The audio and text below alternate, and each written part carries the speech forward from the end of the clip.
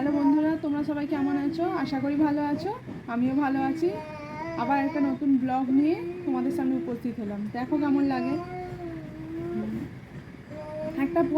একটা জিনিস দেখানোর ছিল, সেটা হচ্ছে এটা যে আমাদের সবার ঘরেই মোটামুটি খাট সবার ঘরেই আছে, তোষকও আছে। আমরা তোষকটাকে যদি তোষকে যে চাদরটা পাতি বিছানায়, সেই চাদরটা যদি আমরা এরকমভাবে জাস্ট নর্মালি এরকমভাবে চাদরটাকে গুঁজে দিই, তাহলে আমরা যখনই তোষকটায় উঠি, তোষক বলো গদি বলো, ওঠার সঙ্গে সঙ্গে ওটা কী হয়, কুঁচকে যায়, যার ফলে খুব অসুবিধা হয়, মানে দেখতেও খুব খারাপ লাগে জিনিসটা।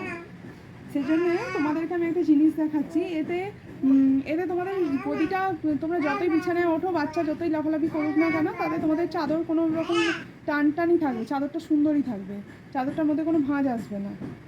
আর আমার ঘরে তো দেখতেই পাচ্ছ মিষ্টি আছে, ও তো নষ্ট করার জন্য ঠিকই আছে, একদম রেডি। সেই জন্য আমি যতবারই চাদর গুঁজে রাখি না কেন, আমার চাদরে যতবার এরকমভাবে যতবারই আমি গুঁজি না কেন, আমার চাদর কী হয়, এই তার অবস্থা হয়। এই দেখতে পাচ্ছ, এই যে তার অবস্থা এরকম হয়ে পড়ে থাকে চাদর এরকমভাবে গুছলে।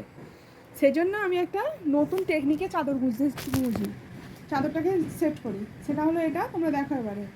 এই দেখো চাদরের যে খুঁটিটা কোনটা বলে, এইটা এরকমভাবে ফাঁস মেরে নেবে চাদরে, 4 কোণে 4টে ফাঁস লাগিয়ে নিলে। ঠিক আছে, চলো ভিডিওটা কন্টিনিউ করো, বলছি। আর অনেকদিন তোমাদের সাথে গল্প করা হয়নি, ভাবলাম একটু গল্প করা যাক এই সুযোগে। ঠিক আছে, চলো আগে। এই যে দেখতে পাচ্ছ, আমি 4 কোণে 1 কোণে গেট লাগিয়ে তাকে সেটিং করে দিয়েছি, আর 4 কোণে 4টে গেট লাগিয়ে নিচ্ছি। তারপর তোমাদেরকে আমি দেখাচ্ছি। এই যে দেখতে পাচ্ছ কত সুন্দর লাগছে, সুন্দর করে পেতে দিলে প্রত্যেকটা চাদরের পেছনে কোণ দেখো, এটা একদম একই রকমই থাকবে। ভিডিওটি ভালো লাগলে অবশ্যই লাইক, শেয়ার অ্যান্ড সাবস্ক্রাইব অবশ্যই করবেন, আর অবশ্যই ঘরে একবার এই পদ্ধতিতে একবার চাদরটা পেতে দেখবেন, খুব ভালো লাগবে।